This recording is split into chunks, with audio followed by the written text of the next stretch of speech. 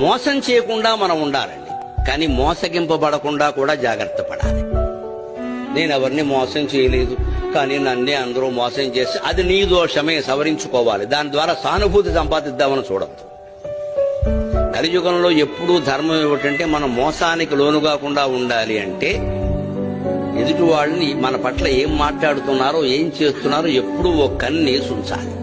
ఎవరిని పూర్తిగా నమ్మొద్దు. నమ్మాను అని చెప్పేవాడిని కూడా సగమే నమ్మాలి. ఎవరి యందు ఎలా ఉండాలో అలా ఉండాలి తప్ప అందరికీ ఒకటే సూత్రం కలియుగంలో పనికిరాదు. ఎందుకంటే మానవులందరూ అలా ఉండరు. ఏ యుగంలోనూ ఉండరు, ఇందులో మరీ ఎక్కువ. పైగా ఈ యుగంలో పగలు ఎలా ఉంటారో రాత్రి ఎలా ఉంటారో తెలియదు. ఎవరిని మంచివాడు అనడానికి లేదు, అలాగని చెడ్డవాడు అనడానికి లేదు. లోకం అంతా చెడిపోయిందంటే మీరు గమనించండి. ఒక 10 ఏళ్లుగా గుళ్లల్లో పూజలు పెరిగాయి, తీర్థయాత్రలు పెరిగాయి, పూజలు పెరిగాయి, అన్ని హారతులు పెరిగాయి. ఇలా ప్రవచనాలకు జనం రావడం కూడా విపరీతంగా పెరిగింది. కానీ ధర్మము నీతి పెరిగిందని చెప్పగలరా మీరు?